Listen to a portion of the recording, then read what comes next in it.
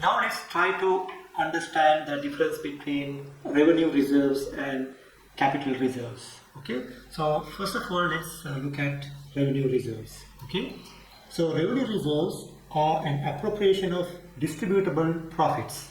Okay, so you have retained profits which can be distributed to the shareholders. Basically, these undistributed profits, okay, which belongs to the ordinary shareholders. Okay, these reserves are created from the undistributed profits generated by the company over time. Over a period, you generate revenue, and which is retained in the business as retained profit, which are not distributed. These are undistributed profits. The profit that has not been distributed to shareholders as dividend is labeled as retained earnings in the statement of financial position. Okay, so when you take the statement of financial position, you have retained earnings under the heading of share capital. So which means these profits are not distributed to the shareholders.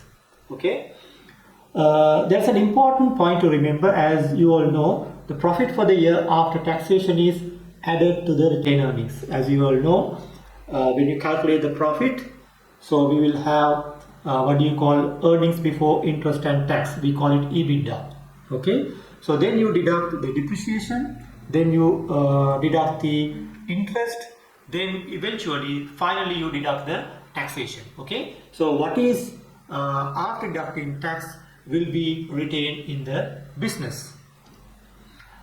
This profit has been earned from the normal operating activities of the company. Okay, so the retained profits are generated from the normal operating activities, which I explained in my previous session. Okay, so basically normal operating activities means your day-to-day buying and selling of goods and services, which is your core business activity. So it belongs to the shareholders and so can be utilized in the distribution of profit to shareholders in the form of dividend. Okay, so whatever the retained profit can be used to distribute dividend to the existing shareholders. Other reserves may be created by transferring profits from retained earnings into reserves created for a specific purpose. Now the reserve that we are going to discuss under revenue reserves, all these revenue reserves are created from the retained profit. Okay, from the retained profit, some of the profits will be transferred to these specific reserves. Okay, so these are the different types of revenue reserves are there, which we are going to discuss. While these reserves have distinct names and are created for a specific purpose. Okay, now we have retained earnings. These retained earnings can be distributed as dividend. Okay, apart from that, these retained earnings can be used for specific purposes of the business. Okay, so based on the specific purpose, we can name it under different names. It is important to realize that they remain undistributed profits and do not have to be used for the purpose for which they were set up. Okay, so you can set up different specific reserves, but still those are undistributed profit. At any given time, those specific reserves also can be used to pay off dividend. Okay, so that's why you need to understand this. It's very important that you realize that they remain undistributed profits even though those are under specific headings and do not have to be used for the purpose for which they were set up. Okay, the main reason they set up is to recognize that in the future some of the profits may be needed to fund large scale expenditure.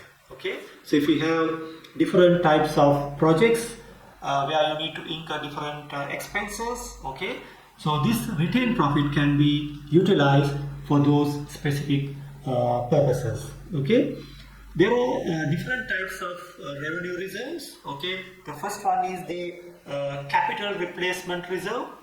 and the next one is the foreign exchange reserve.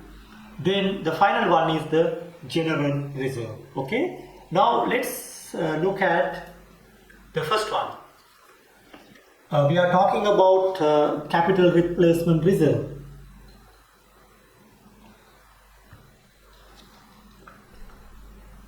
Okay. Now first of all, let's see why this reserve is created by a company. Okay. Because the company, the funds will have to be allocated for future requirement of non-current assets. Okay. To purchase non-current assets, company can allocate part of the retained profits to capital replacement reserve. Okay. So therefore, this would be prudent to highlight this fact in the statement of financial position. So rather than keeping as retained earnings, okay, if you can highlight as a separate heading, capital replacement reserves, which can be transferred from retained earnings to capital replacement reserve. So therefore, anyone can understand that the purpose for which that reserve was created. Okay, so what is the purpose? The main purpose is to replace the non-current assets for future growth of the business. So basically this reserve is created by transferring amount from retained earnings into the capital replacement reserve. Okay. And as I told you earlier, so these are from the normal business activities. The retained earnings is earned from normal business activities, through which this amount is transferred to capital replacement reserve. So therefore, this can be used for the payment of dividend. Okay, please remember that. This is very, very important. Next one is the foreign exchange reserve. When companies do international trade, they have to deal with different currencies, with different countries to buy and sell goods and services. So when you deal with international companies, okay, so you need to deal with foreign currencies. Okay, so when you do foreign currencies, the foreign currency fluctuate frequently. Okay, the value of one currency in terms of another will often fluctuate significantly. If the currency falls in value, then this will make the cost of materials more expensive and thus reduce profit. Okay, so when you deal with foreign countries to purchase goods and services, okay, you need to deal with foreign currencies. These foreign currencies, it fluctuates significantly. When it fluctuates, it will have an impact on your profitability. Okay, so if the fluctuation is having an adverse impact, so your profit will reduce.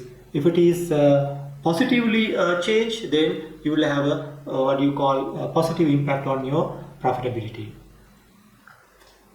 So it is therefore the prudent to set aside retained profit into a foreign exchange reserve, as with all revenue reserves. This can be utilized to pay dividend to shareholders should the need for reserve no longer exist. As I told you earlier, these foreign currency exchange reserves and other reserves, okay, like capital replacement reserve, are created from the retained earnings. Okay, so retained earnings are earned from normal business activities. Okay, it is meant to distribute dividend. So instead of distributing dividend, you are setting aside to a specific reserve account. Unless this reserve is utilized for that particular purpose, these reserves can be utilized to pay off dividend to the shareholders. Please remember that. Okay. And finally, the general reserve. Okay. Sometimes companies, without specifying a particular requirements, they might transfer from retained profit to a common reserve called general reserve for the purpose of utilizing on expenditure items in the future. Okay, so without specifying like capital replacement reserve, foreign exchange reserve, or companies can allocate funds to a general reserve which can be utilized for any other purposes. So therefore you have to understand that the main feature, the characteristics of the revenue reserve, okay, is that they are created from the profits generated from normal operating activities. So therefore those reserves can be distributed to shareholders as dividend. Okay, so we discussed about capital replacement reserve, foreign exchange reserve, and general reserves. All these reserves are created from retained profit. Okay, so therefore any moment company can use these reserves to pay off dividend to the shareholders. Okay, so this is known as revenue reserve. Now finally, now let's move on to the capital reserve. Okay,